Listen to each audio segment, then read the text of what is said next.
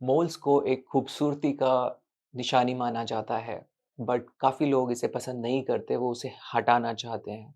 तो क्या इंडिकेशंस होते हैं हटाने के? क्या तरीके हैं हटाने के और क्या-क्या कॉम्प्लिकेशंस हो सकते हैं?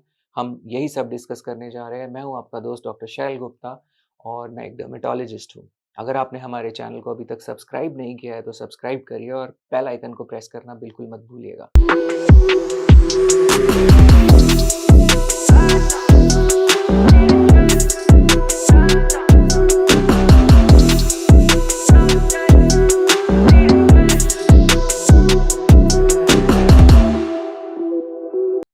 सो कॉमनेस्ट इंडिकेशन जो मोल रिमूवल का रहता है वो है आप उसे पसंद नहीं करते, कॉस्मेटिक रीजंस, तो वो हटाया जा सकता है इसके चलते। एक और रीज़न जो रहता है मोल रिमूवल का, कुछ मोल्स के अंदर कभी-कभी कैंसरस डेवलपमेंट्स हो सकते हैं, तो वहाँ पर हम देखते हैं कि उसके कलर चेंज होने लगते हैं, वो साइज़ में बहुत तेज़ी से बढ़ने लगता है, उसमें से ब्लीड कर सकता है या इस तरीके की चीज़ें कभी मोल में आती हैं, तो इस मोल को हटाना होता है और टिश्यू को बायोप्सी के लिए भेज के हिस्टोपैथोलॉजिकल एग्ज़ामिनेशन ज़रूरी होता है।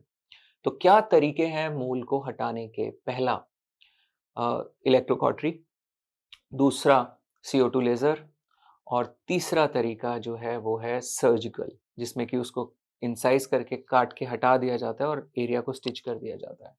तो 2 तरीके रहते हैं कि क्या टेक्निक यूज़ करना है देखने के। पहला कि किस साइट पर मोल है और दूसरा आपके सर्जन की, आपके डॉक्टर की एक्सपर्टीज़ किस टेक्निक में है। कुछ लोग कंफर्टेबल फ़ील करते हैं विद कॉटरी, कुछ लोग CO2 लेज़र। मैं पर्सनली CO2 लेज़र का ज़्यादा इस्तेमाल करता हूँ और ये जो हज़ारों मोल हम पिछले 20 सालों में हटा चुके हैं, ये सब मोल्स को हमने हटाया majority of the cases CO2 laser का इस्तेमाल करके। तो क्या कॉम्प्लिकेशंस हो सकते हैं मोल्स को हटाने के? तो एक जो सबसे इम्पोर्टेंट रहता है वो तो यही है कि आपको डर रहता है कि कोई स्कार ना छूट जाए।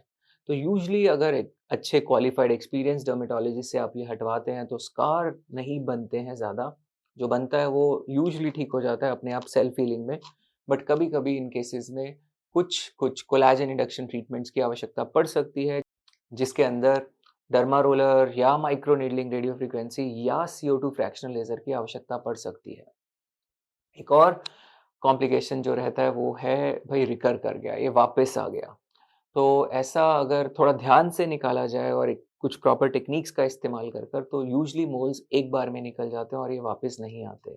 बट हाँ, हम देखते हैं कभी-कभी कुछ डॉक्टर्स ज़्यादा कंफर्टेबल महसूस करते हैं स्टेज वाइज़ निकालने के।